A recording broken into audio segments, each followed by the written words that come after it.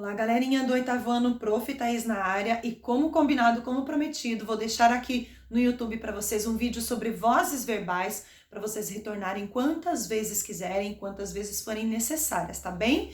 Nas páginas 18 e 19 do CAP, do nosso caderno de atividades de língua portuguesa, vocês encontram um resumão, um apanhado, sobre vozes verbais. O que é necessário que vocês entendam sobre isso? Que nós temos a voz ativa, a voz passiva. Na voz ativa, o sujeito pratica uma ação e na voz passiva, ele sofre esta ação, ok?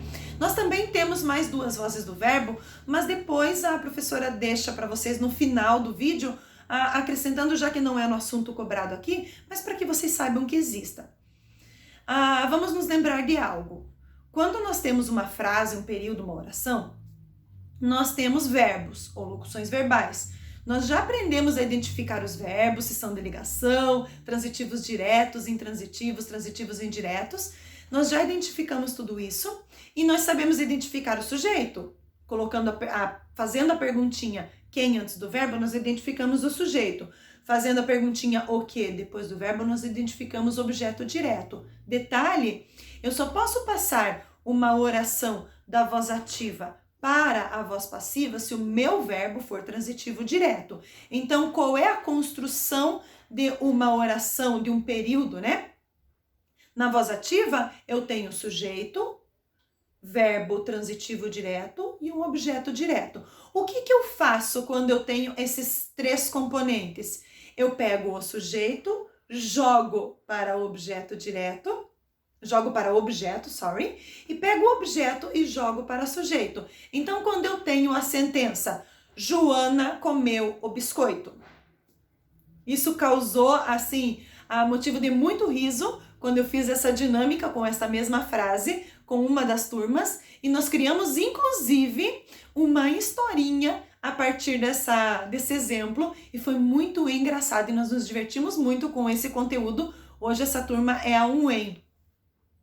Quando eu digo Joana comeu biscoito, Joana, meu sujeito, comeu o verbo, o biscoito, o objeto direto. Tranquilo? Eu pego o objeto e jogo para sujeito, o biscoito. Eu pego a Joana e coloco como complemento. Um dos alunos brincou e disse, o biscoito comeu a Joana. E aí nós fizemos um biscoito assassino, fizemos até um concurso de um biscoito transformado geneticamente, que ganhou vida e acabou comendo a Joana, que era a filha do cientista maluco. Virou uma HQ, virou uma história em quadrinho muito engraçada naquela turma. Mas essa brincadeira nos faz pensar o quê? Que eu preciso fazer as adequações necessárias. O biscoito não pode comer a Joana. Então, o que acontece, já que a Joana comeu o biscoito foi comido por Joana. Essa é a construção de uma voz passiva. Dentro de uma voz passiva, o meu sujeito não está praticando uma ação. Percebam, gente, o biscoito não pratica a ação de comer Joana. Ele sofre a ação de ser comido por Joana, tá? Então, eu tenho um verbo auxiliar flexionado foi, e eu tenho um verbo no particípio. O particípio termina em ado, ido, tá? E eu tenho ali o agente da passiva. Como assim o agente da passiva? A Joana que está praticando essa ação, Ela é agente desta voz passiva. O biscoito foi comido por Joana. E eu preciso então de uma preposição. Nós também já estudamos preposição. Percebam o quanto vocês já adquiriram de conhecimento dentro das classes gramaticais de língua portuguesa até hoje, oitavo ano. Vamos lá então? Eu tenho uma voz ativa. A Joana comeu o biscoito. O biscoito passa a ser sujeito, a Joana passa a ser complemento, e esse comeu se transforma numa locução com um verbo auxiliar flexionado e um verbo no particípio. Detalhe, eu sempre vou ter que adequar o tempo verbal do verbo flexionado, da forma verbal flexionada na voz ativa, com o verbo auxiliar. E se fosse, Joana comerá o biscoito. Isso é futuro do presente. O que eu preciso pensar? Que o meu verbo auxiliar precisa estar no futuro do presente. O biscoito será comido por Joana. E se eu utilizasse então o pretérito imperfeito? Joana comia o biscoito. O biscoito era comido por Joana. Por isso, todo aquele conhecimento de verbos no indicativo, todas aquelas flexões de verbos que nós fizemos tantas vezes para nós aprendermos os tempos. Presente, pretérito perfeito, pretérito imperfeito, pretérito mais que perfeito, futuro do presente e futuro do pretérito. Agora nós começamos a colocar tudo isso em prática dentro da língua portuguesa. O que vocês precisam entender também? Eu tenho uma voz passiva sintética. Sintético sempre pensem em diminuir, né? Quando eu digo para vocês assim, vamos pensar, vende-se livro, tá? Eu digo vende-se livro, perceba que o livro está sofrendo a ação de ser vendido. Então eu sintetizei, eu tenho essa partícula apassivadora chamada se. Vende-se livro ou vendem-se livros. E como é que eu vou fazer o teste então para saber se isso é uma voz passiva mesmo? Eu pego o livro ou livros e coloco como sujeito e transformo então numa voz passiva analítica. Eu estendo analítico, sintético, né? Analítico está estendido, sintético está reduzido. Eu faço o quê? Livros são vendidos. Uau! Então isso é uma voz passiva, tá?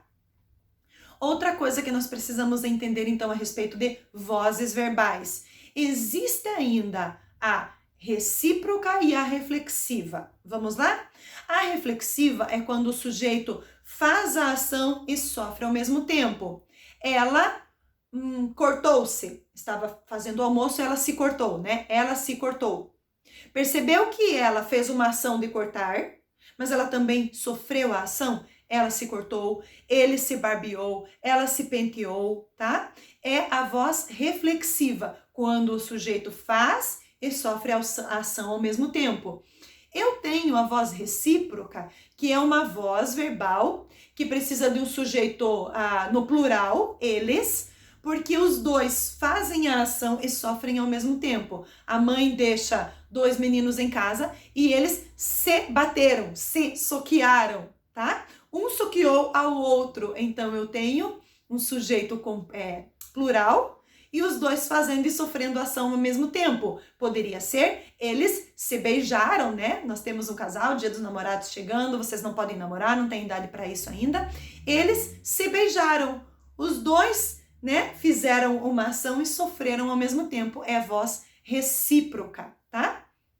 Vamos relembrar? Nós temos voz ativa, voz passiva, que se divide em duas, analítica e sintética. Analítica é estendida, sintética é a comprimida. Nós temos a voz recíproca e a voz reflexiva. Parece complexo por causa da nomenclatura, mas não é. Nós utilizamos no dia a dia na nossa comunicação, nós lemos, né, em livros, em revistas, em jornais a respeito disso. Nós agora só vamos precisar saber os conceitos, saber as nomenclaturas para participar das avaliações e crescer mais um pouco no conhecimento de língua portuguesa. Qualquer coisa, a Prof está no WhatsApp à disposição de vocês e também nas lives e no Força Total. Tchau, 8º ano!